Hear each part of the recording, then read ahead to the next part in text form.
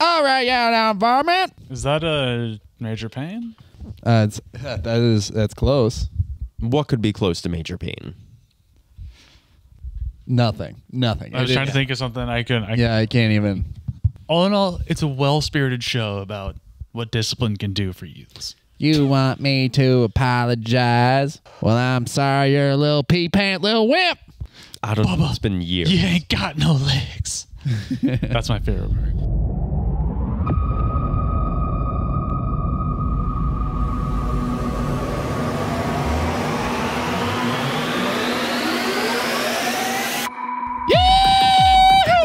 Welcome to the MoxStars podcast. I'm one of your hosts, Evan Kunai. Welcome back to the show, everybody. I'm here with my two great friends, Jordan Garcia. That was great. And Christopher Ritter.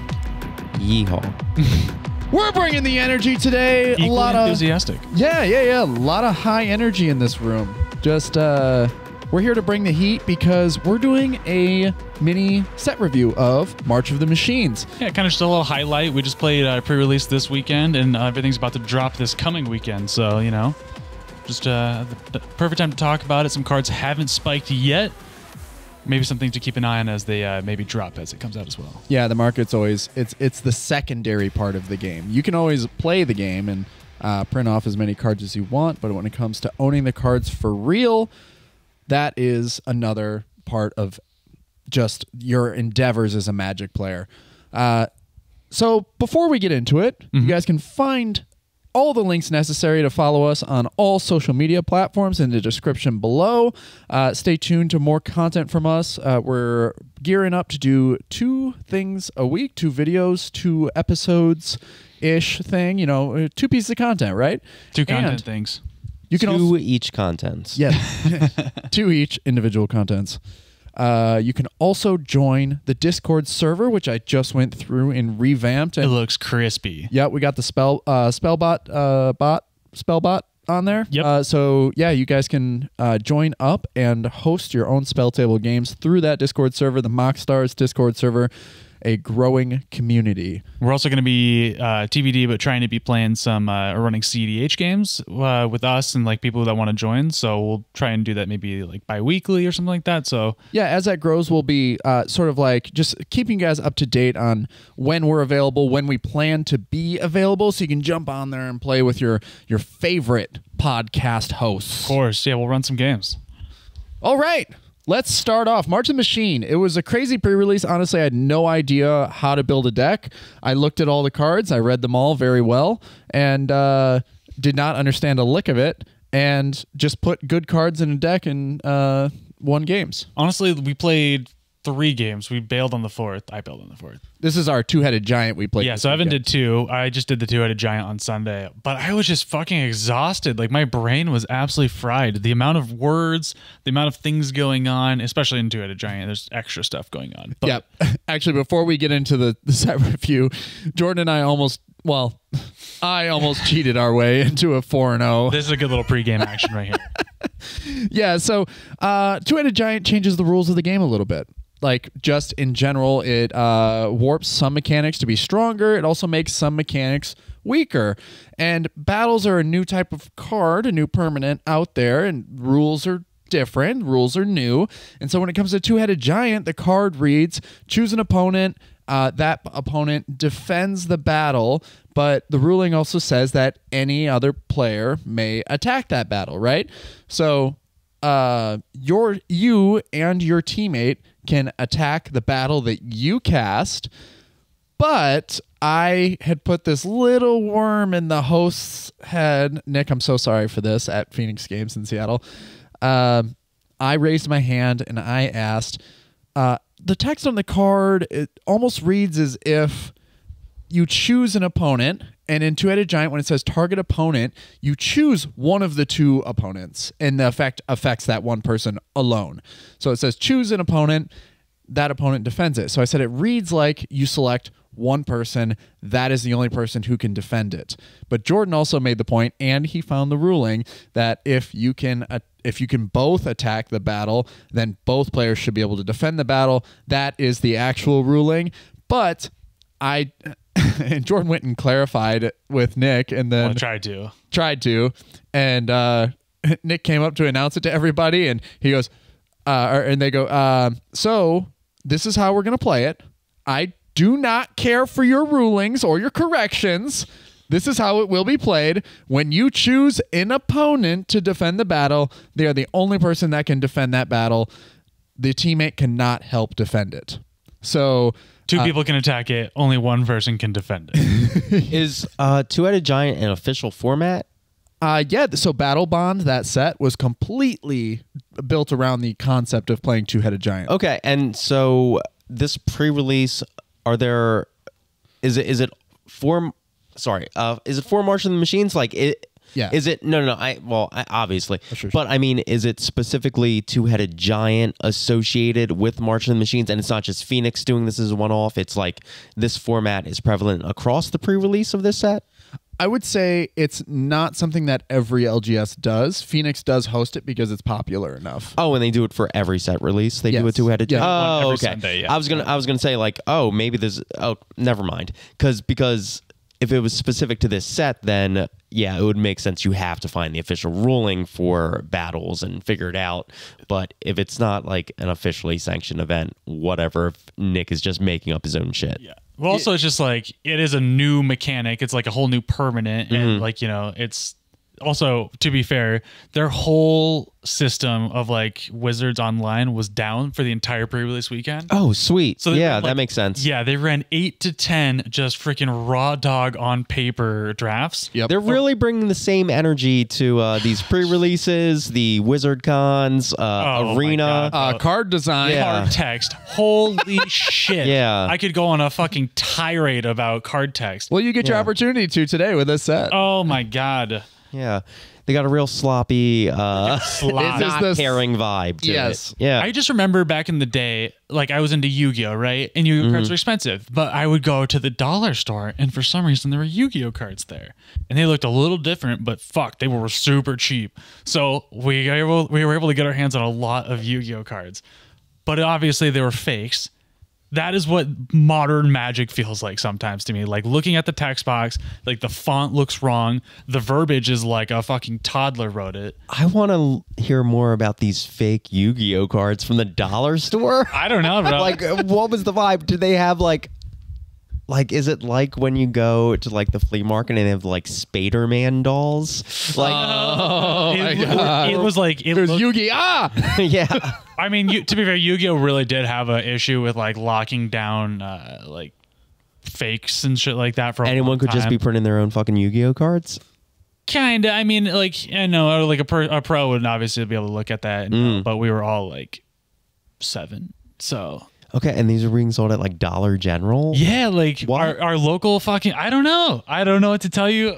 Yeah, it was a small town in Grand Haven, Michigan. They would have Walmart selling counterfeit Yu-Gi-Oh cards? So when you go to Walmart, they have... That's like that's a global corporation, Yeah, well, and they were just buying, well, trading cards were the wild, wild west in, Okay. 2010 to 2014. Like, they really started locking it down, but people would just go in, grab packs, take them out of the store, like, have their own method for opening them up. They were actually... The thing was, in Yu-Gi-Oh!, the foils weighed more, and so if you got a weight scale out, you could actually weigh the packs in the store, take the ones that had foils. No. I get that aspect of it, where people are like buying product and returning fake product, but the situation that Jordan is describing, I don't know, sounds like there was a purchasing manager that was acquiring these somewhere. Yes. Yeah, like I remember like in the 90s repackaged baseball card packs and repackaged comic book bulk packs and stuff at Sam's, but this sounds like an additional layer of shady, which makes sense because it's happening at the Dollar General, but like... You know what's so funny is I said it just so confidently that you guys would totally relate with what I was saying.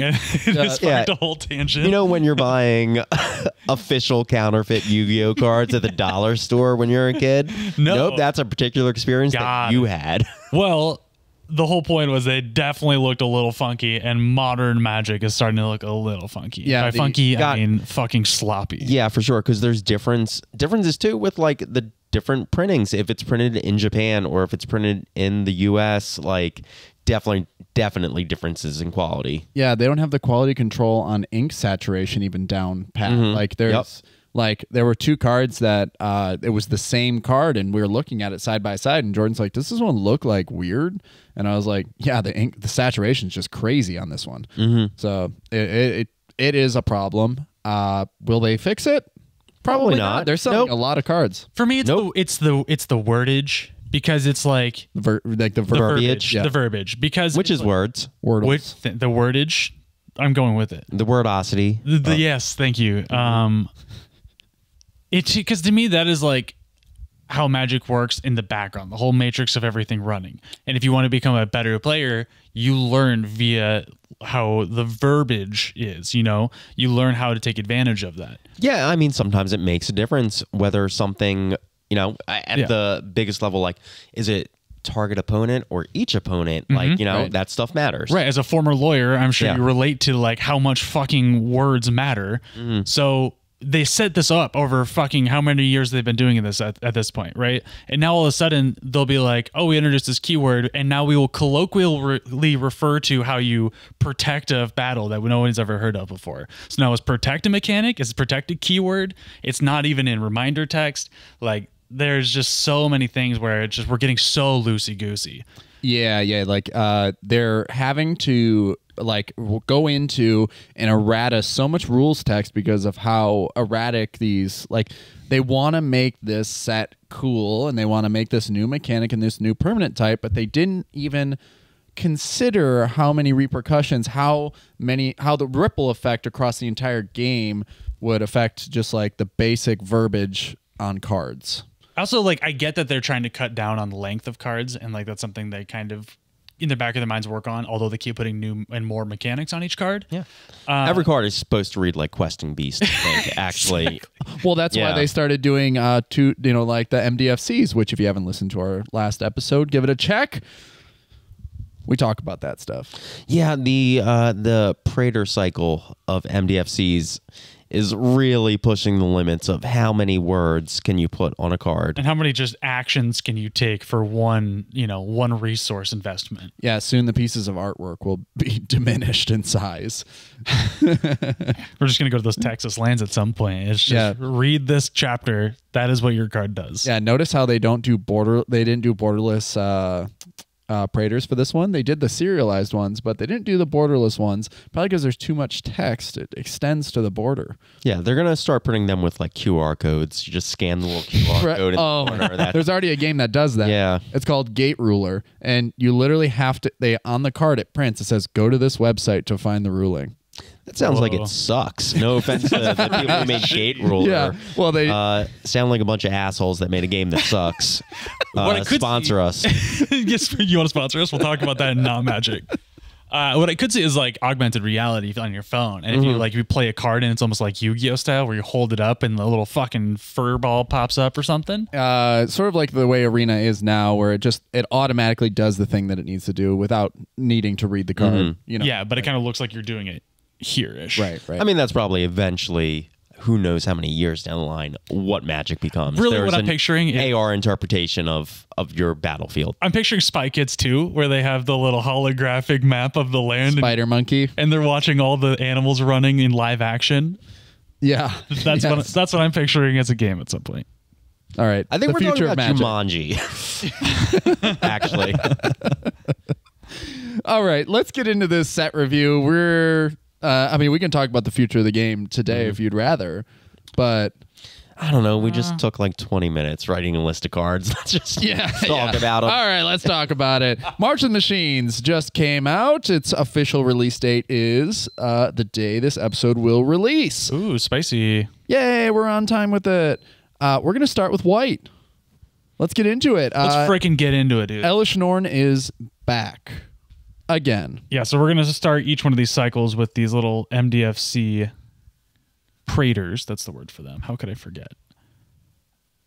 So Elish Norn, I think, is one of the better ones. Well, yeah, I think Elish Norn is just one of the best Praetors. I think, and then they want that to like be true across all the different printings. They could make the last one just like ass. Right. It's 2 and 2 white. Notably, the title is just Elish Norn. Legendary creature, Phyrexian Praetor at Mythic. It has a 3/5 vigilance. Whenever a source an opponent controls deals damage to you or a permanent you control, that source's controller loses 2 life unless they pay 1. Pay 2 and a white, sacrifice 3 other creatures, exile Elish Norn, then return to the battlefield transformed under its owner's control, activate only as a sorcery. And this is where the MDFC part comes in. It flips over. It has a printing on the back where there's a lot more words. It's going to take me a few minutes. The first, it's a saga first. Yes, it's an enchantment saga. The first docket on the saga, incubate 2 5 times, then transform all incubator tokens you control. So incubate's a new mechanic from the set. You create a artifact with +1/+1 counters on it equal to the number. So incubate 2, create an artifact with 2 +1/+1 counters on it. It has the ability, pay 2 mana, transform it. It becomes a 0/0 Phyrexian, and then its power and toughness equal to +1/+1 counter. So the second on the saga is creatures you control get +1/+1 and gain double strike until end of turn. And then the third is destroy all other permanents except for artifacts, lands, and Phyrexians. Exile the Argent Etchings, which is the name of the backside, and return it to the battlefield face up. So you go into that third one, you destroy all other permanents except for the artifacts, lands, and Phyrexians, and then flip it back over into Elish Norn where it becomes a 3/5 vigilance. And then you have, here's the thing. You transformed all of those 5 incubators into Phyrexians. As long as you have 3 mana, you can go ahead and pay 2 and a white and sacrifice 3 of those and create 5 more incubator tokens. It's crazy. These Praetors, they're powerful. They're bullies in draft. They're bullies and absolutely devastating and limited. So if you get your hands on one, consider yourself lucky. Yeah, if we put one changes the draft, game. That would be insane. I think there's like a big red arrow pointing to all of the Praetors saying, hey, draft me as your top end bomb if you open one. If you pull it, you definitely play it. Yeah. 100%. Yeah. We did not, unfortunately, see them in 2 boxes, but... So in limited, I guess, this is part of the review. You want to talk about all aspects of the game. I think enchantment removal across all formats is going to be, as long as these are viable in competitive play, enchantment removal is going to be one of the best forms of removal. It's always been one of those things that seems to enchantments have always been very evasive. But or at least now, flexible removal. At least flexible removal Yes. that splashes for the enchantments. Yeah, like non-land Being mindful. permanent. Yes, or something like that. So being able to pop these sagas before they get to the final trigger there is going to be great. So they don't get the Elish Norn back. It's crazy because incubate 2 5 times and then transform them all. You have 5 2/2s that just entered the battlefield. In 1v1, that's just like Jeej. Yep. Well, and then the second one triggers creatures you control get +1/+1 and gain double strike. And so you have 3 3s. Yeah. 5 3/3s with double strike. So you just put 30 power on the board. Sounds good to me. So yeah, you could go for like great in 1v1, and then the second part, great in Commander. That's it. Let's just scale. Ooh. Let's just scale for everybody's needs. Yeah, and we know You know what? And then third chapter, you get your one-sided board wipe. Yes. Why wouldn't you? Yeah, of course. Good for everybody. Yeah. Yeah, this is 7 mana. Like I guess the investment to get in everything is 7 mana, right? 4 to cast of Elish Norn, 3 to flip it, sacrifice. the So other ridiculous that it's so cheap. Great rate. Best rate of any of the Praetors. Of probably. course. Maybe like Urbrask, because you're already generating mana there. Yeah, he's the one to flip. Yeah. Which is fair. Yeah, and Urbrask. We'll get to it, but Urbrask is more about chaining, and this is more about just like controlling the shit out of the game. Mm-hmm. Oh, yeah. White mana versus red mana. Yeah. Yeah. Right. And I mean that line of text. I think this is the worst line of text on Elish Norn. Whenever a source an opponent controls deals damage to you, it's actually a really good line of text. Never Actually mind. cracked. Yep. In addition to it. Never mind. That's not vigilance is the worst line of text on that card. What's our next white card here? Our next white card was one that Ritter brought up. Surge of Salvation. Just like a nice instant speed 1 white mana, protect your stuff card. Yeah. Every set has one. This is one of the more pushed ones and that's been printed recently. Yeah, I think this is one of those cards that if you're playing a commander or you're in Commander and you're playing a commander that you need on the battlefield for specific things, you're playing this card. So I was making an argument for Blacksmith skill to be a viable card. it's in that realm. This is so much better than Blacksmith. It is. You and permanents you control hexproof, where Blacksmith skill is singular target. The upside being you get indestructible. Yeah, I mean it's on permanent. Yeah. It's on the level of like Angel's Grace. You're not gonna combo it with ad naus, but like it's still there. Like where it's gonna save your ass. Like it's. If you're playing white in Commander, I think it's an auto include. I don't know about other formats, but definitely super, super strong. I definitely play this over Blacksmith skill. I would give up the indestructible clause on that for sure. Yeah, I mean, if you're choosing slots in your deck, I would for sure take this, but they complement each other. Like totally, if you're in that deck. Yeah, it really gives some strong protection options to white, which already has very strong protection options. And again, it's one of those things, if you start seeing a critical mass of it, then it might become more of a viable strategy for decks to start building around. So I don't know, maybe this pushes something in the right direction. Yeah, the crazy thing to me is how fast the game has gotten, and it keeps getting faster. Every single mana counts, and that will come down to your casual tables too. Every single mana is going to count. It's just the difference between casting 2 spells a turn and 1 spell per turn. So where do you guys see this in comparison to something like Teferi's Protection? Like, do you play this if you have to choose the slot? Teferi's Protection is much... no, because they do different things. They do different So Teferi's Protection essentially reads... I don't lose the game this turn. Right. That's not how this card reads. This card reads protect my stuff and protect my board state. Teferi's Protection, 3 mana, but also much stronger effect. You know? It is significantly more strong. Yeah, I mean, it is what it is. You pay 2 more mana and you get significant more power. But if you want something, you know, you're an ad naus deck and you're really hurting for that 2 extra CMC, then I guess you could prioritize this, but I don't see why you'd be playing this. If there was a Wind Spirit guide, like an Elder Spirit guide, but for white, I would consider playing this in more decks. Having that force of whatever in white is is where this color takes the next step in power. I feel like that's the only color I wouldn't be mad at another Spirit guide getting printed in, because I don't think blue or black needs a Spirit guide. Yeah, I mean, Modern Horizons. White's mana acceleration comes in the form of like land tax and things that are similar effects to that, where you're ramping planes, basic planes, but you have to be behind on lands to do it. Right. So like it would be a fair color to get fast mana in that way, but it wouldn't make sense, I don't think, mechanically to ever do it. Like it would be hard to figure out a way to make that make sense. Yeah, it can't just be exile from hand, get white mana, because or who knows, maybe in March of the Machines Aftermath you have like Elizabeth's conversation with Sarah. Like that would be the way, like lore wise, it makes sense mechanically in the game, where just like miraculously you're getting white mana, but it doesn't really exist. I actually think it'd be so powerful, because like thinking about how color restrictive white can be just based off of the amount of pips it gets, and if you can remove one of those, like that just seems very powerful. Yeah. Or, you know, turn 1 you play your Esper Sentinel followed by White Elvish Spirit Guide, Deafening Silence, and then you just fuck the table. Right. Yeah, you know? I think it's free Swords to Plowshares, like a force of swords essentially. Yeah.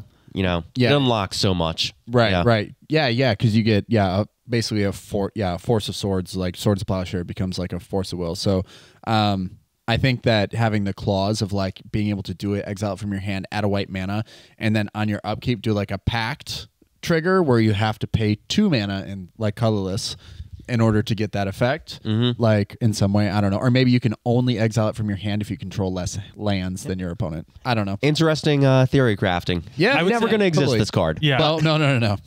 I was going to actually go on that tangent, but we should move on. Yeah, okay. We're talking about real cards that exist. Yeah, the next card, we're just sort of bouncing around. We don't have any real format of like rare, mythic, or whatever. Just going out through color. Yep, my next card is Seal from Existence.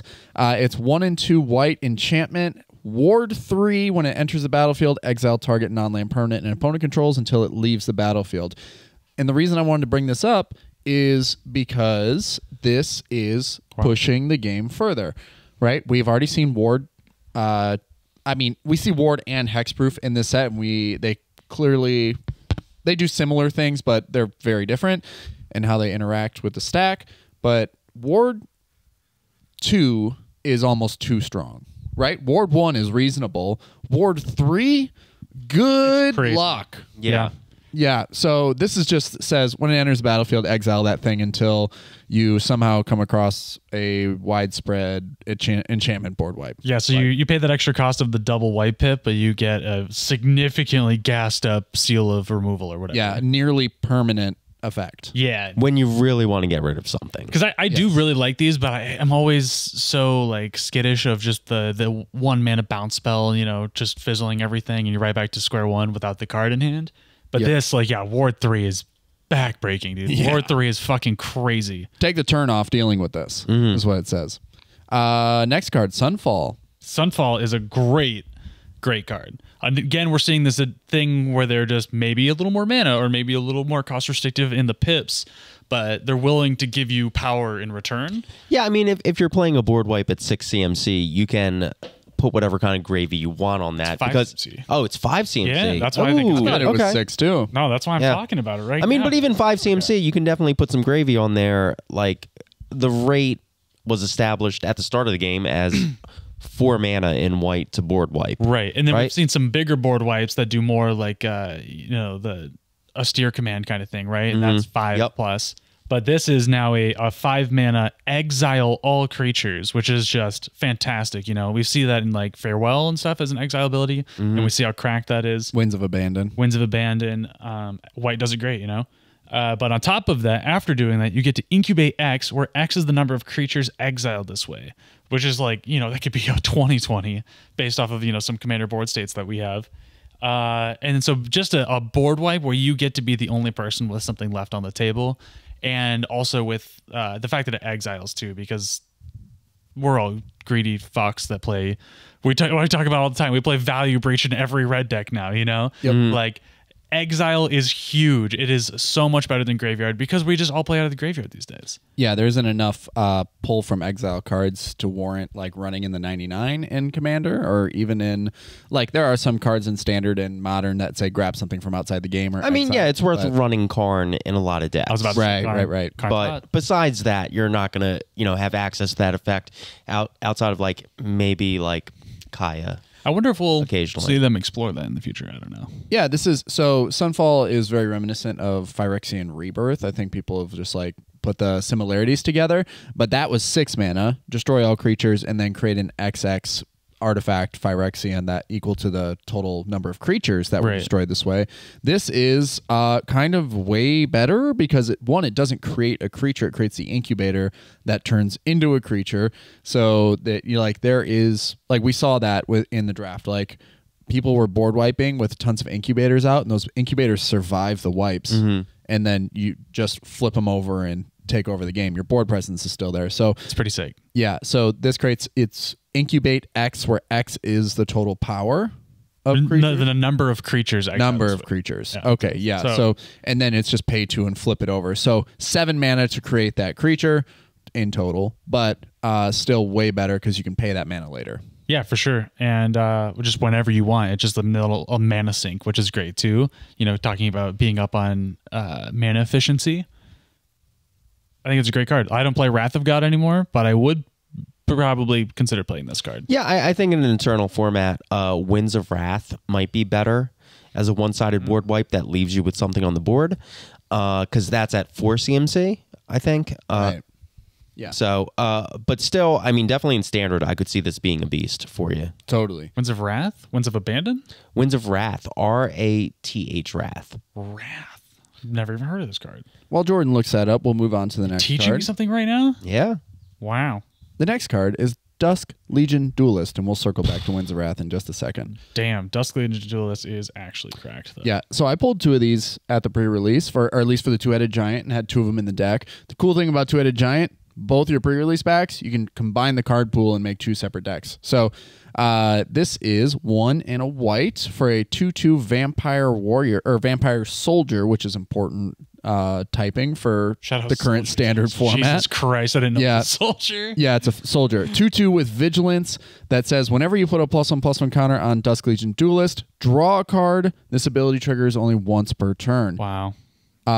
Really great. Drawing a card in white, really great. Putting +1/+1 counters on things, easy. Yep. Especially with, I don't know, soldiers, white. Maybe this new backup mechanic. I don't know. I think a lot of soldiers do that now. Yeah, I think that's also worth noting. In this set, there's this mechanic called backup, which says when it enters the battlefield, backup X, 1, 2, 3, or whatever, put that many +1/+1 counters on target creature, and then that creature gains all abilities under the backup. Yeah, I think it's a really cool mechanic. I think it's probably pretty powerful. I don't know. This just feels like yet another reason to stay off Arena Standard. And just like, I don't want to play 10 games in a row of blue-white soldiers with Thalias and this fucker and, Any way to just recur, get +1/+1 counters on things. You're just going to get punched in the face by this thing constantly. Yep. So I think it's great. And then more than that, I think in Commander, it's going to be a fucking awesome card. Commander, we see +1/+1 synergies everywhere, and this just gas on the fire. I think this is actually going to be an impressively strong card draw engine, and the fact that it's in white at such a low CMC, very viable. Yeah, there's a lot of modern cards that are going to put into it. There's in the Commander precon, there's a Naya precon that actually focuses in backup, and that card's going to go great in there. Tyam off the top of my head. Yeah, Tyam. And then even back in the day, dude, Marith, because you can pay 1, remove a counter, put a counter on something. Boom. So drawing a card. Pay 1 to draw a card? Yeah. Dirty. Hey, I love that rate. Good. Yeah. And Marith is already a good deck as it is, so that is just a great little addition there. Jordan. Yeah. Winds of Wrath. What'd you find? Winds of Wrath, I don't think it does what you think it does. Okay. Let's discuss. What does it do? 3-white, destroy all creatures that aren't enchanted. Kind of. No. I think it's a better one-sided board wipe. There you go. Yeah. There's the stance. Yeah. Thank you for looking that up. Instead of getting a vanilla XX creature that you have to incubate still, you're probably playing some sort of Voltron-y type deck where you have an enchanted, creature that you want to protect. Okay, I was wondering the lens you were talking about. I think there's also a couple other variations of that too, where it's like exile all, or you and target opponent each choose a creature and exile all other creatures. I think there's a couple other variations in that way too. I will say my favorite board wipe that is 5 mana is still Stick Together. I think Stick Together is great. It's backbreaking. I mean, there is, there's Fringe, Orzhov, Nalia, party stacks list. Totally. I was actually looking at the CDH deck database last night, and that one's on there. That makes me happy. Yeah. The last card in white that I see, this one's personally for me, it's from the Commander Precon. It's called Chivalric Alliance. Jordan and I are hot on this. Ritter, you might also be hot on it after I read it. It is 1 in a white enchantment. Whenever you attack with 2 or more creatures, draw a card. Pay 2, discard a card, create a 2/2 white and blue knight creature token with vigilance. That's pretty good. Yeah. It seems super good. spicy. Seems really good. Especially, I think this, the more time goes on, I feel like my Naya Enchantress mana base gets more and more ammo. And this is one to put in it, because if you play that build and you're playing Jetmir as your commander, or even if you're playing Winota, I feel like this goes in there because it notably creates a non-human knight creature token. So you get more triggers off of Winota for that. Paying 2 to discard a card, and to do that is not the worst rate in the world. You're always attacking with 2 or more creatures in Winota. It's always happening. You're always draw a card. Great. I don't know. This card just seems great. It's just another card draw engine in white with such a low ask. Yeah, such a small ask. Yeah, you're not asking anything of the player to trigger this ability. You're going to be doing that no matter what. If you're not doing that, there's something wrong. You thought your hand was going to be better than it is. And especially in white, that is a very creature-heavy deck usually.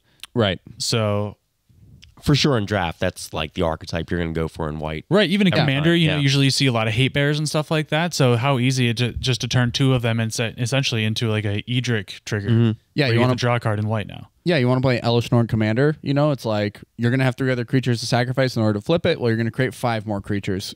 Swing with those, draw a card. Right. Keep the ball rolling. Plus, it makes you bodies if you run out, or if it's a minimal hoop to jump through to get that card draw. Plus, it helps you get there. We've seen that effect be good in the past, and now it's in white. So let's fucking go. Yep, I think Sarah's Sanctum gets better and better as time goes on. Always. Let's move on to blue. We're going to storm through blue. There's only a few cards that really piqued our interest. Freaking Jin-Gitaxias. Obviously, we're starting there. Yeah, rock it, Jay. I will freaking rock the shit out of it once my laptop loads. Here we go. Jin-Gitaxias, 3 blue for a 5/5. Here we go. We were just talking about it. Ward 2, baby. Ward freaking 2. Delicious. I was kind of questioning it when Ward first came out, and I thought it wasn't going to be that good. You know, hexproof, way better, obviously. It's a big enough barrier. And holy shit, and it's it also, really is. It's fair game. It's like, hey, if you have that mana and the removal, you can do it. And, you know, nobody can be mad about that, Here's right? the thing. I think it almost actually proposes an interesting complex where if it was just hexproof, your opponent is going to do something better with their mana, and that might be investing in a bigger threat than what you currently have on the table. Yep. But if it's the 2 mana threshold that makes their, I don't know, 3 mana removal spell tap them out to deal with this, now you just have made them completely take the turn off to deal with one thing. You made your opponent make a bad choice. Make a bad choice. And I think that is actually, you know, something that Ward does bring to the table. Yeah, Ward, I will make the argument. Maybe we can record another episode on this and divulge on this further. But Ward is better than hexproof, in my opinion. Yeah, I like that. Like, if you're paying 5 mana to kill my fucking Jin-Gitaxias, I was like, all right, well deserved. Well, yeah, you won that that exchange. Yeah, well, you know? here's the thing: is that it's better for the interactive player. Like, if you're playing, if you're an interactive player, you like having tons of interaction in your deck, including counter spells. Yeah, and you're that's the in best blue. feeling. The best feeling in the world is when someone casts a spell targeting your Jin-Gitaxias and the ward trigger goes on the stack. Because it's a trigger they have to pay for first. Bro. Yes, it's the best. They pay the 2 and then you counter it. It is literally the best feeling ever as a blue fucking Magic player. That's why it's better. Oh, it's so good. Because it, like, hexproof does not even give them the option. Correct. Ward says, yeah, you can target it. Would you like to pay 2? And then they go, oh, fuck, I don't have the mana to pay for it. Countered. You know, it's like, so you good. forgot? Sorry, no mercy. So, all right, let me read the rest of this card. Go ahead. It starts with Ward 2, which we know is very powerful now. good. The other abilities, believe it or not, it has more. Whenever you cast a non-creature spell with mana value 3 or greater, draw a card. That's pretty fucking good. Blue likes to do those things. And then you get to flip it for 4, and you have to have 7 or more cards in hand. So you better be fucking drawing. But you flip it into the Great Synthesis, a cracked saga here. First one, draw cards equal to the number of cards in your hand. You have no maximum hand size for as long as you control the Great Synthesis. Second, return all non-Phyrexian creatures to their owner's hands. Just a disgusting board wipe. And then third, you may cast any number of spells from your hand without paying their mana cost. Wow. So any of the things that you happen to bounce, why not cast those? Anything else you happen to be holding, like, I don't know, everything in your hand, go ahead and cast that as well. And what's the total mana investment to get all that? That's a great question. So it's 3 blue for the creature to cast, and then it is 3 and a blue to flip it. Oh, man. Yeah. 7 cards in hand, but if you know can what? beat And that- in blue, too, you're going to be controlling the game by turn 5. This is for actually... sure. Or, you know, establishing that, and then this, you can just do it. Disgusting. Once it It happens, is it happens. omniscience on that third saga, which is just makes me so horny. This makes I've been looking for a mono blue deck to build, and I think this might be, this might be actually a commander I want to dive into. Holy shit! All right, off my because pedestal. oh man, because you're doing so many things that blue wants to do.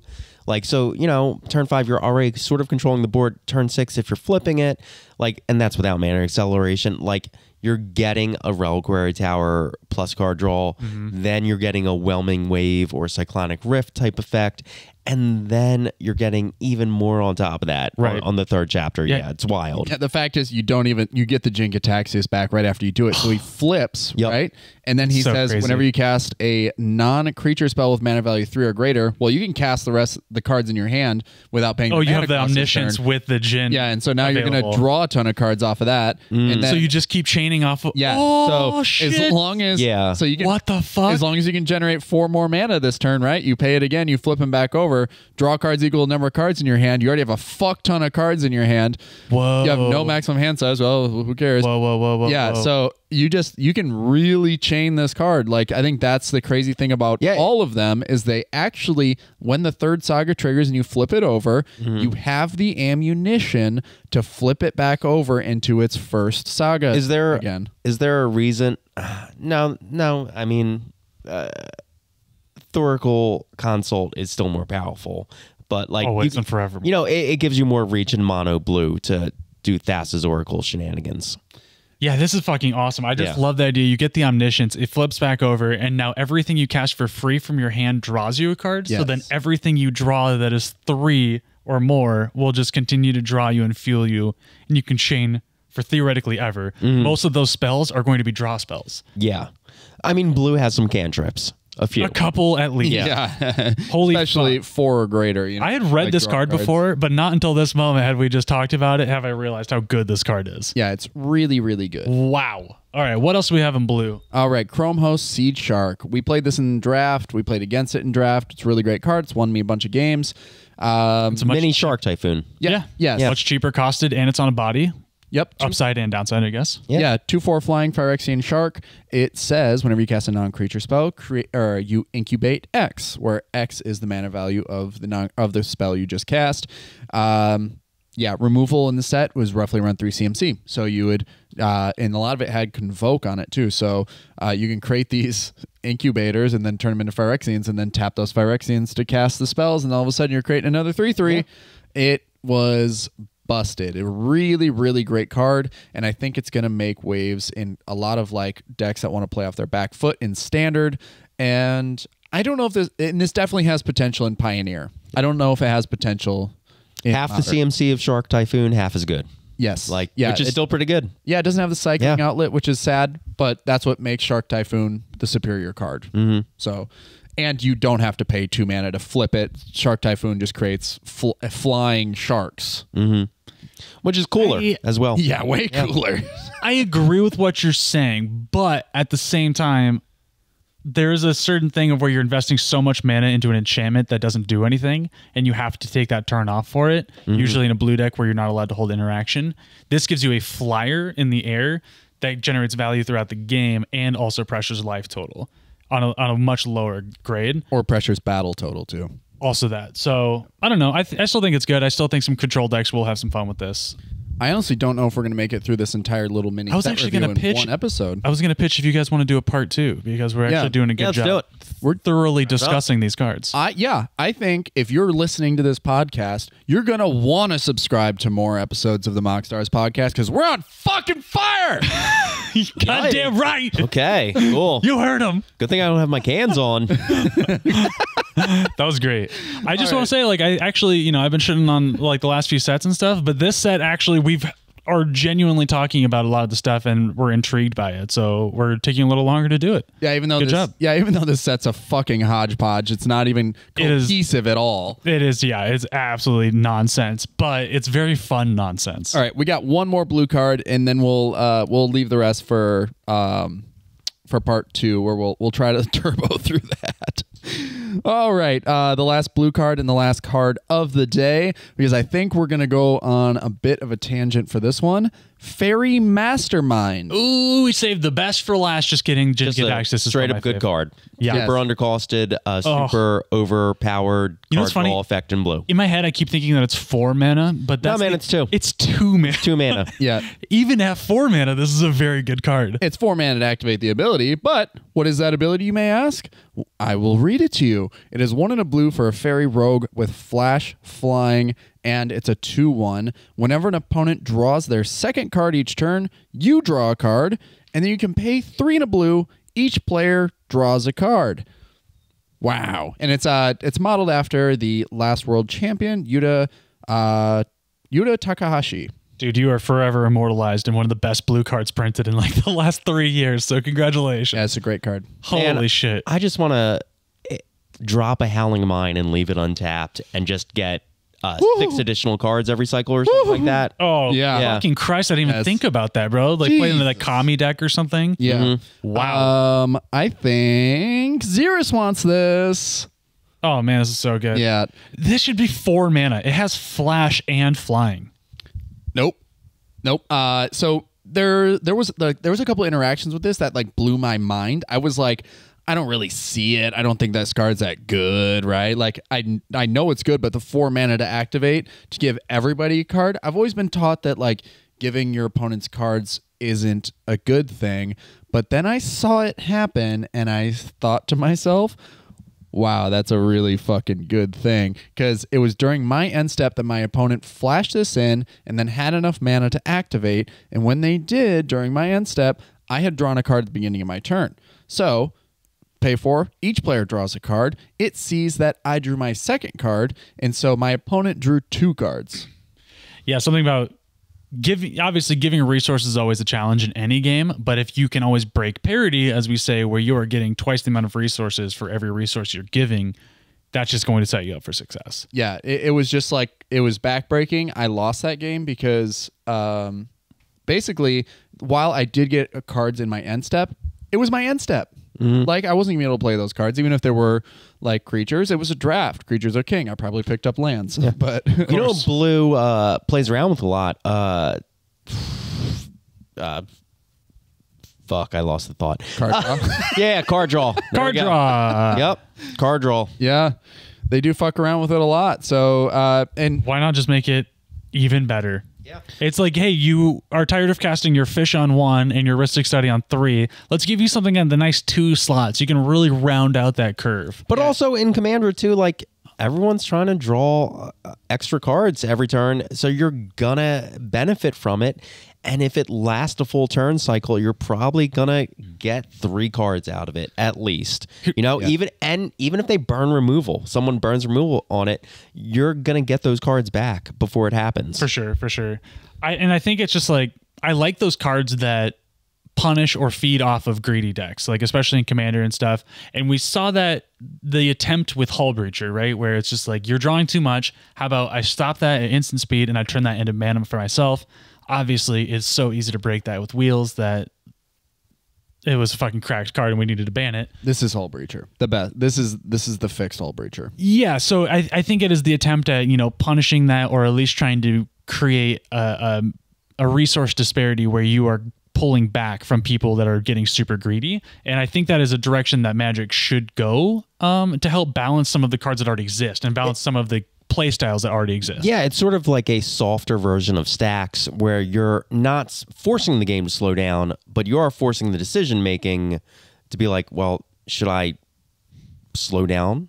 Like, Right. you're making them Yeah, think, like, exactly. should they do it? You're like- Which also is a decision point that blue likes to force. Like, blue is an implied threat of a counter spell at all times, right? If you have untapped mana, or even if you don't have untapped mana, you know, and this adds to that.